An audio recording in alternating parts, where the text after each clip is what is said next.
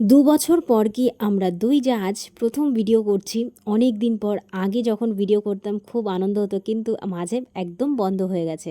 তো টুকটাক করা হয়, সেইভাবে একদমই করা হয় না। তো যাই একসাথে ভিডিও করলাম। আজ কিন্তু আমার শাশুড়ি মা রান্না করেছিল কচু, মানকচু থাকে, সেই মানকচু রান্না করেছিল হিং দিয়ে।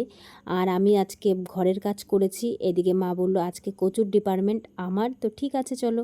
এদিকে শাশুড়ি মা রান্না করুক, আর এদিকে আমি ঘরটার একদম পরিষ্কার করে ফেলবো। তো যাই হোক, চলো প্রথম থেকে ভিডিওটা স্টার্ট করি। আমি সুস্মিতা, তো আমার চ্যানেলে তোমাদেরকে অনেক অনেক স্বাগত।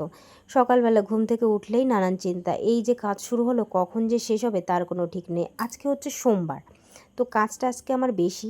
আর ভেবেছি চাদরটা একটা পাল্টে দেবো, সামনে আমাদের নীল পুজো আছে। তো ধূপ ফেললে কিন্তু আমাদের ওই দিন থেকেই সব কিছু নিরামিষ খেতে হবে, যার জন্য আজকে আরও সোমবার, শুনেছি মঙ্গলবার নাকি বিকালবেলা ধূপ ভাঙবে, মানে আমাদের নীল পুজোর যে নিয়মটা থাকে পাড়ায় সেটাই করবে। তাই সেই ভাবলাম তাহলে আজকে সব কিছুই একবারে গুছিয়ে নিই, তাহলে আর নিরামিষ খেলে আর পরের দিনের কোনো অসুবিধা, মানে চাপটা ধোয়া মোছা হয়ে গেলে কিন্তু অনেকটা রিল্যাক্স হয়ে যাব। তো যাই হোক, ঘরের কিন্তু প্রথমেই আমি বেডশিটটা পাল্টে নিলাম এক এক করে। আর যে চাদরগুলো আছে সেগুলো এখন ধুয়ে দেবো। সকাল সকাল রোদের যা তাপ আর যা রৌদ্র উঠছে, আর মনে হয় না যে বেশি দেরি করলে আর আস্ত থাকবো। আর আমাদের বাড়িতে নেই কোনো গাছ, আর গাছ না থাকাতে বাড়িটা এত রোদ্দুর পড়ে কি আর বলি। মোটামুটি মানে 8টার মধ্যে সব কাজ কমপ্লিট হলেই আমি বাঁচি।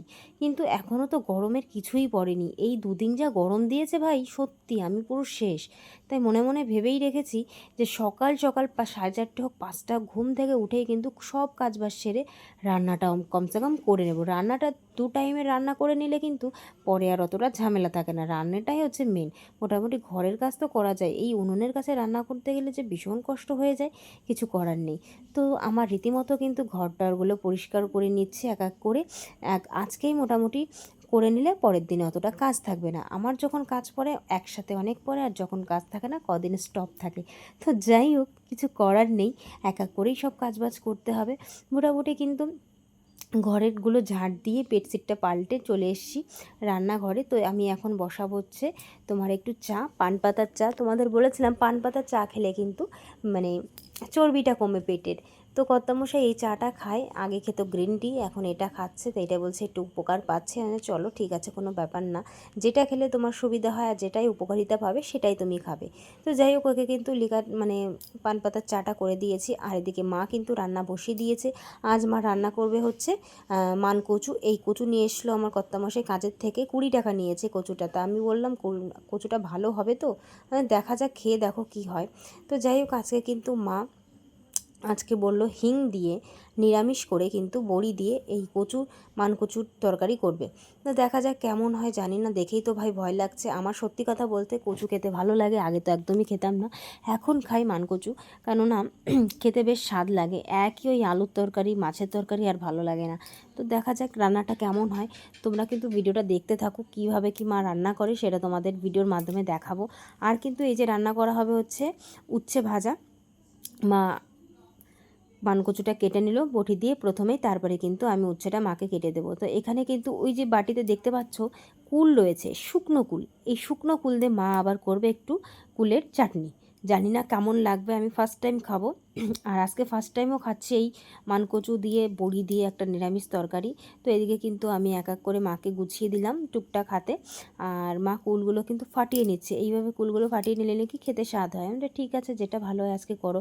আর মনে মনে ভাবছি আজকে খেতে কি পারবো আদেও, এই যে কচু, তারপরে কচু সিদ্ধ দেবে, আবার উচ্ছেটা তো খেতে পারবো, কোনো চাপ নেই, কিন্তু গলা যদি ধরে তাহলে তো আর খাওয়াই আমার হবে না।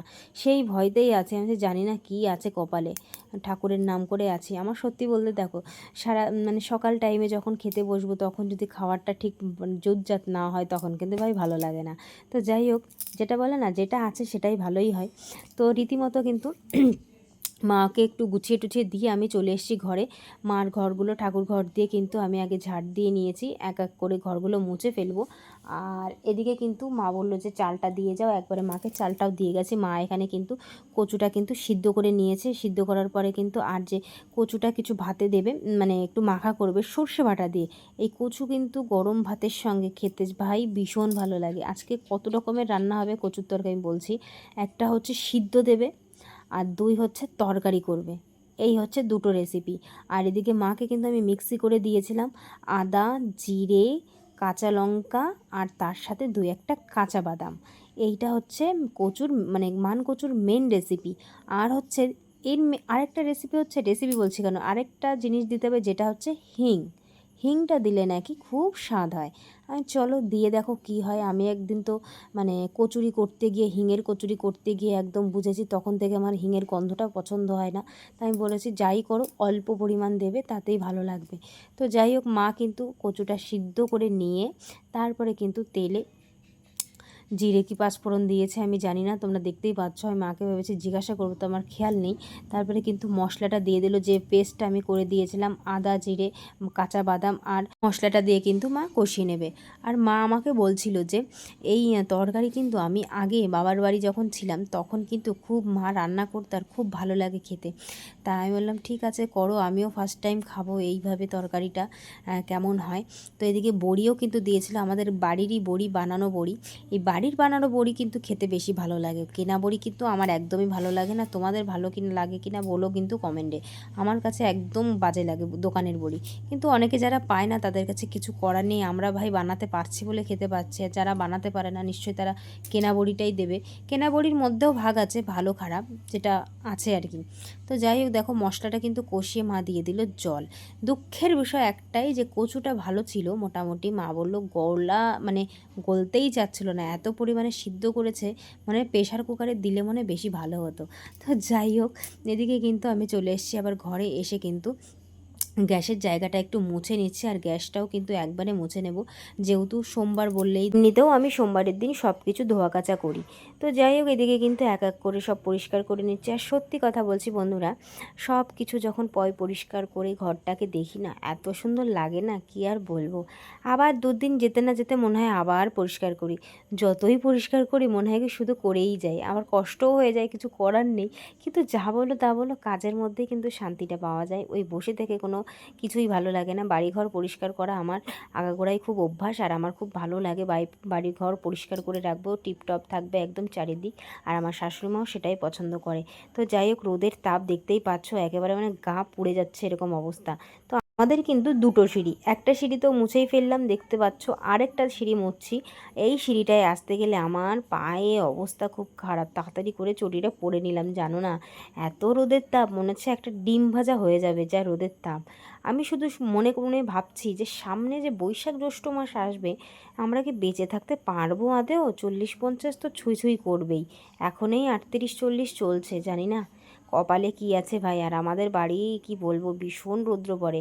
একটা দিক আবার ভালো, যে আমার টিনের ঘরে কিন্তু রাত্রেবেলা ঠান্ডা হয়ে যায়, কিন্তু বৈশাখ জ্যৈষ্ঠ মাসে ঠান্ডা আর হয় না।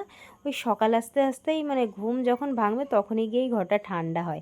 কিন্তু কিছু করার নেই, আমাদের এইভাবেই থাকতে হবে।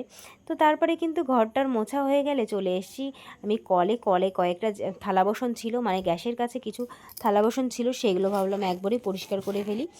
কাজের উপরে কাজ, একটা শেষ হচ্ছে আর একটা, যত তাড়াতাড়ি ভাবছি যে একটু তাড়াতাড়ি করে ফেলি। এই যে রৌদ্র উঠছে, আমার আর ভালো লাগছে না। মাথা যন্ত্রণা আজকে আমার করবে অবশ্যই। ঘরটার মোছা হয়ে গেছে, এখন এই কয়েকটা থালা বাসন ধোয়া, আর জামা কাপড় বলতে ওই বেডশিটটা রেখেছিলাম, সেই বেডশিটটা ধোবো, আর 2-1টা কর্তামশাইয়ের জামা আছে সেটাই ধোবো। যাই হোক, এদিকে রান্নাঘরে যেয়ে দেখি মার রান্না কমপ্লিট মোটামুটি। এদিকে কিন্তু মানকচুর তরকারি একদম রেডি হয়ে গেছে, গন্ধটা তো বেশ ভালোই আসছে। মাকে বলছি খেতে কেমন হবে জানি না, তো আজকে খেয়ে দেখবো ফার্স্ট টাইম এই তরকারিটা কেমন লাগে। তারপরে কিন্তু শেষে বসিয়ে দিয়েছে এই যে কুলের চাটনি, মানে কুলের আচার তো বলবো না, চাটনি বলবো, আর হচ্ছে উচ্ছে ভাজা। এইটাই হচ্ছে রান্না। এদিকে ভাতও কিন্তু হয়ে গেছে, আর মাকে বলছি রোদের যা অবস্থা তুমি তাড়াতাড়ি রান্না করে ওঠো, কারণ রান্নাঘরে ভীষণ গরম লাগে ভাই, কিছু করার নেই।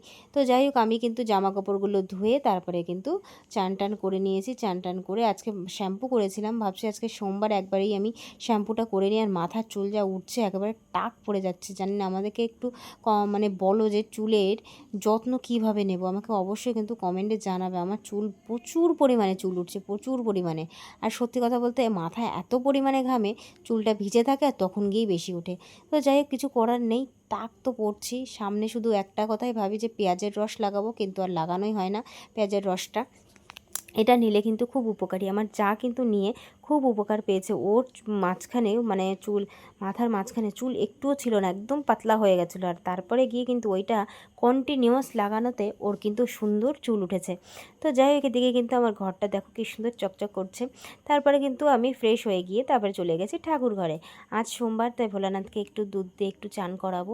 আর সত্যি বলতে ভোলানাথকে যখন আমি মানে চান করাচ্ছি, মনে মনে ঠাকুরকে একটা কথাই বলছি, ভগবান তুমি সব কিছু যেন ঠিক করে দিও, মানুষের দুঃখ কষ্ট যেন কিছুই না থাকে। সত্যি বলছি, মানুষের জীবনে যে এত দুঃখ কষ্ট কেন থাকে, আমি তোমাদের সঙ্গে এইভাবে কথা বলছি ঠিকই, যে আমার ভিতরে কী চলছে এক আমিই জানি।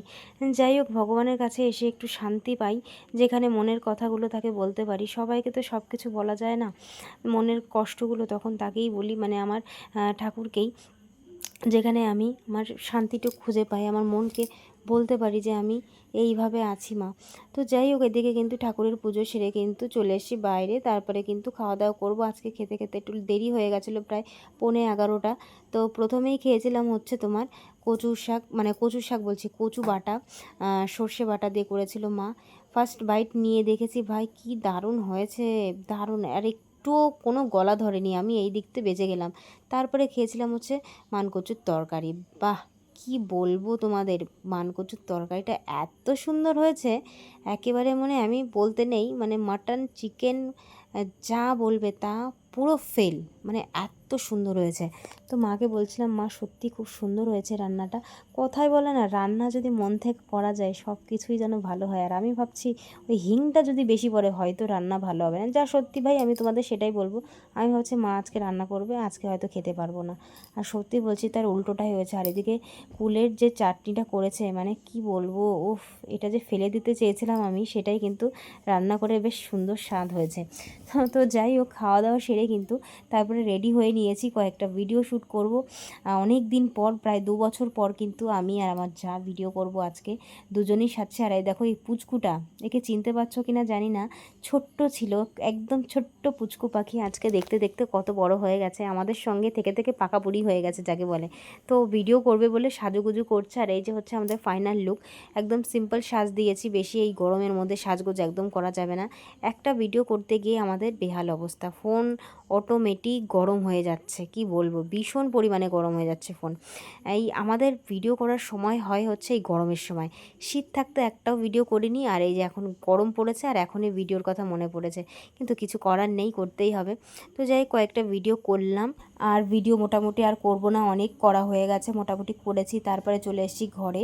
তা এইখানে এসে দেখছি, দেখো ছোটোটা কি করেছে, মুখে লিপস্টিক নিয়ে আমরা হাসবো না কানবো বুঝে। যাই হোক, আমি কিন্তু তারপরে বাড়ি চলে এসেছি, জায়ের বাড়ির থেকে বাড়ি এসে কিন্তু একটু খাওয়া দাওয়া করে একটু রেস্ট নিয়ে 4টে 4:30-র দিকে প্রায় রান্না বসিয়ে দিয়েছি রাতের জন্য। একবারে ভাবলাম সন্ধ্যা লাগলে রান্নাঘরে ইচ্ছাই করে না যেতে, যার জন্য এখানে বসেই রান্নাঘরে একবারে রান্না করে ফেললাম। ডাল করেছি আর সিদ্ধ দিয়েছি, আলু সিদ্ধ শুকনো লঙ্কা দিয়ে মেখে খাবো। তো এইটাই কিন্তু গরমের সময় ভালো লাগে খেতে। তো চলো, ভিডিওটা আমি এই পর্যন্তই শেষ করবো। ভালো থেকো, সুস্থ থেকো সবাই।